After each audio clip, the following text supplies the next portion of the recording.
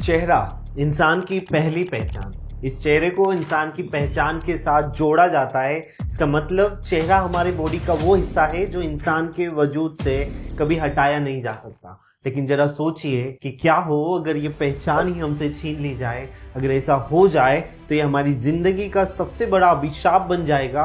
और जरा सोचिए क्या हो अगर इस अभिशाप के साथ हमें अपनी पूरी जिंदगी गुजारनी पड़े। एक बिना चेहरे का इंसान, सोचकर ही डर लगता है। लेकिन यकीन मानिए हमारे समाज में कुछ लोग ऐसे भी हैं जो इन बुरी यादों के साथ अपनी जिंदगी पूरी जिंदा दिली से गुजार रहे हैं। और यकीन मानिए ये किसी जिंदा हीरो से कम नहीं है।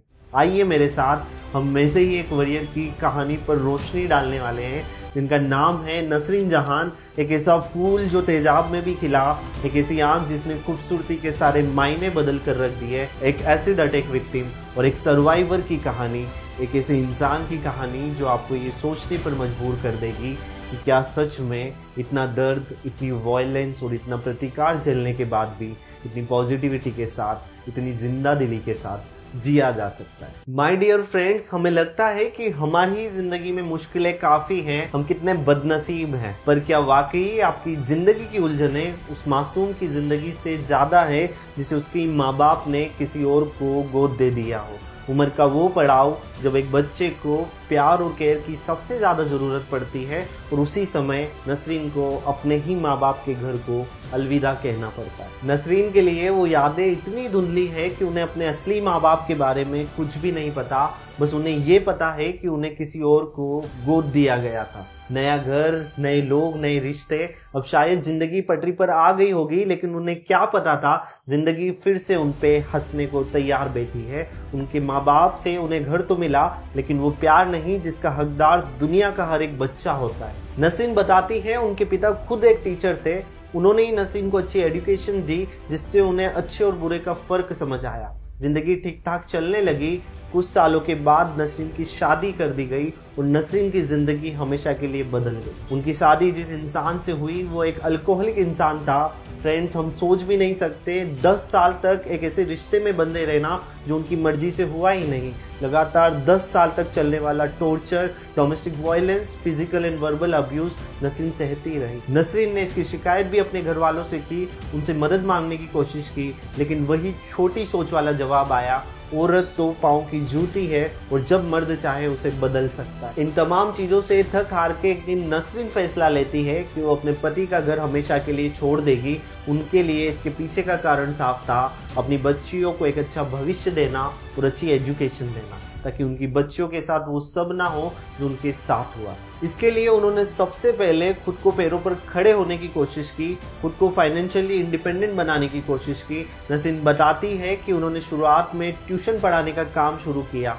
उसके साथ ही वो अपने पति से डाइवोर्स लेकर अलग रहने लगी। उनका ये फैसला किसी भी रिश्तेदार को पसंद नहीं आया। उनके पिता पहले ही गुजर गए थे। उनकी माँ उनके इस फैसले से नाखुश थी। अब इस घटना के बाद नसरीन का इंडिपेंडेंट होना उनके पति को बिल्कुल भी रास नहीं आ रहा था कि आखिर कैसे एक छोड़ी औरत समाज में इज्जत से जी सकती है, जिंदा रह सकती है। माय डियर फ्रेंड्स, शब्द कड़वे हैं लेकिन समाज का यही असली चेहरा है। समाज को झूठ और छल का जाल अच्छा लगता है, लेकिन सीधा साफ चेहरा समझ नहीं आता। इसके बाद जो हादसा हुआ उसको नसरीन ने कभी इमेजिन भी नहीं किया होगा।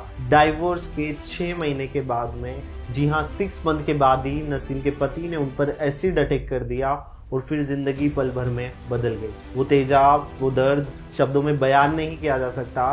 तेजाब शरीर में रिस रहा था, हड्डियों से मांस अलग हो रहा था। नसरीन समझ नहीं पा रही थी कि उनके साथ ये क्या हुआ और इस एक इंसिडेंट ने उनकी दुनिया पलट कर रखी। जब उन पर यह अटैक हुआ तब उनकी दोनों बच्चियां उनके साथ थी। वो आज भी समझ सकती है कि उनके माँ के साथ क्या हुआ था और ये किसने किया था। इस हादसे के बाद नसरीन मदद के लिए चिल्ला रही थी। वो सड़कों पर भाग रही थी कि कोई तो उसकी मदद कर दे। इसके बाद रोड पे खड़े कुछ लोगों को उन पर दया आई और उन्होंने उनके ऊपर पानी डाला। इसके बाद उन्हें हॉस्पिटल ले जाया गया, लेकिन वहां पर उन्हें एडमिट करने से मना कर दिया गया। नसरीन उस पल को याद करते हुए बताती है कि उनका अपर बॉडी पार्ट जला हुआ था और हाफ बॉडी जलने का केस हॉस्पिटल वाले ले नहीं रहे थे। वो वैसे ही इंतजार करती रही, लगातार दर्द को सहती रही डॉक्टर कब उनका इलाज करेगा ये सोचती रही, पर हॉस्पिटल के रूल्स के सामने इंसानियत जवाब दे गई। खराब एडमिनिस्ट्रेशन के चलते उन्हें उस तकलीफ से गुजरना पड़ा। माय डियर फ्रेंड्स, इसके बाद का मंजर तो और भी दिल दहला देने वाला है, क्योंकि एक एसिड अटैक विक्टिम की असल परेशानी तो इलाज के बाद शुरू होती है, जब वो इस हादसे से बचकर निकलता है। और ट्रस्ट में एक एसिड अटैक सर्वाइवर की जिंदगी आम लोगों की जैसे बिल्कुल भी नहीं होती। एक एसिड अटैक के हमले में इंसान के आंख, नाक, कान जैसे बॉडी ऑर्गन जल जाते हैं। इंसान देखने सुनने की एबिलिटी को खो बैठता है, स्किन बुरी तरीके से जल जाती है। इसके चलते इंसान को स्किन इरिटेशन होने लगती है, बॉडी पार्ट्स में सूजन, हार्मोनल इश्यूज और कई केसेस में पेशेंट की मौत तक हो जाती है। नसीम बताती है कि इस हादसे के बाद उनके राइट हैंड साइड एसिड से बुरी तरह झुलस गया और हड्डियों से मांस अलग हो चुका और उस जगह से धुआं निकल रहा था। आज भी वो अपने राइट हैंड को यूज करते वक्त दर्द से बेचैन हो जाती है। My dear friends, acid attack survivor को समाज तो ठुकराता ही है, लेकिन क्या हो अगर आपका परिवार भी आपको अपनाने से इनकार कर दे। नसीम के साथ भी कुछ ऐसा ही हुआ। उन्हें जिन्होंने गोद लिया था, उस परिवार ने उन्हें अपने घर में रखने से इनकार कर दिया। नसरीन उस वक्त को याद करते हुए कहती है कि हॉस्पिटल का बिल भरने तक के पैसे भी उनके पास नहीं थे। मोहल्ले के लोगों के दरवाजों पर खड़े रहकर उन्होंने ये कोशिश तक करी थी कि कहीं कोई उनकी सिचुएशन पर तरस खाए, उनके सर पर छत रख दे, लेकिन किसी को उन पर दया नहीं आई। इसके बाद मोहल्ले के लोगों ने एक दूसरे से राय ली और मोहल्ले के पास ही में एक पुरानी बिल्डिंग में उन्हें रखने का फैसला किया। वो एक खंडर जैसी जगह थी जहां छत पर एक टूटा पंखा लगा हुआ था, एक चारपाई जिस पर एक इंसान के सोने तक की पूरी जगह नहीं थी। नसीन ऐसे घर में रखी गई। नसीन के केस में एक और प्रॉब्लम ये थी कि उनके जख्म पूरी तरीके से भरे नहीं थे और उसमें से ब्लीडिंग हो रही थी, जिसके कारण उनके जख्मों से बैड स्मेल आ रही थी। इसी के कारण लोग उनके आसपास जाने से भी कतरा रहे थे। नसीन बताती है कि उन्होंने मौत को बहुत करीब से देखा। वो बताती है जब उनकी बॉडी में जख्म गहरे थे, एक रात उन्होंने अपनी बॉडी पर कुछ महसूस किया जैसे कोई उनकी बॉडी के मांस को खा रहा है।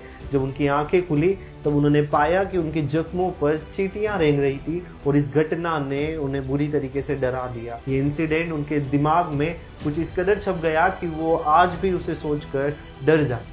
नसरीन जहान ने लोगों से पैसे मांग मांग कर अपना इलाज कराया। कुछ भले लोगों ने उनकी मदद भी की। लोग खुद से ही उन्हें पैसे और खाने दे जाते थे, पर वो मदद काफी नहीं थी। जिंदगी में इतने मुश्किल वक्त से गुजरने के बाद भी उन्होंने खुद को जिंदा रखने की कोशिश की। जी हाँ, इलाज के दौरान अपने आप को जिंदा रखने की कोशिश। इस कारण आज जो नसरीन जहान लोगों को नजर आती है वो एक मजबूत शख्सियत की मालकिन दिखाई पड़ती है, पर लोग इसके पीछे की वो अनगिनत बेचैन करने वाले डरावने दिनों के बारे में नहीं जानते। माय डियर फ्रेंड्स, इंसान इतना बेबस कैसे हो सकता है? जिंदगी एक इंसान से इतनी बेदर्दी कैसे कर सकती है?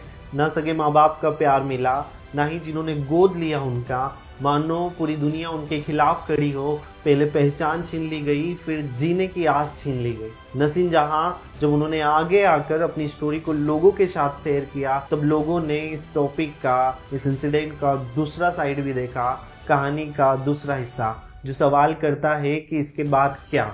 तो नसीन का ये जवाब है, इसके बाद जिंदगी और मैं, खुशी और मेरे सपने, मेरा हौसला और ये आसमान, मेरी पॉजिटिविटी और ये मुस्कान। इतना सब होने के बाद भी नसीन एक बात हमेशा खुद से दोहराती है कि मैं बहुत स्ट्रांग हूँ, मैं बहुत मजबूत हूँ और मैं जिंदगी में जो चाहे वो हासिल कर सकती हूँ, मुझे कोई रोक नहीं सकता। नसीन जहान की कहानी को एक अलग अंदाज से देखने की जरूरत है, एक अलग नजर से देखने की जरूरत है। उसके लिए अलग नजरिए की जरूरत है। समाज को एक नए आईने की जरूरत है जिसमें इंसान का सच बोले, उसके सपनों का सच बोले, क्योंकि सच बोलने वाला आईना बाजारों में नहीं मिलता, वो आपको और मुझे मिलकर बनाना होगा। माय डियर फ्रेंड्स, जिंदगी के पन्ने कुछ ऐसे भी होते हैं कि जहां आप कोई शिकायत नहीं कर सकते, कुछ दर्द भरे, कुछ मुश्किलों से सारोबार, और जो खुद को इनमें तलाशते और आखिर में खुद को तराशते, वही तो असल मायने में एक असली हीरो।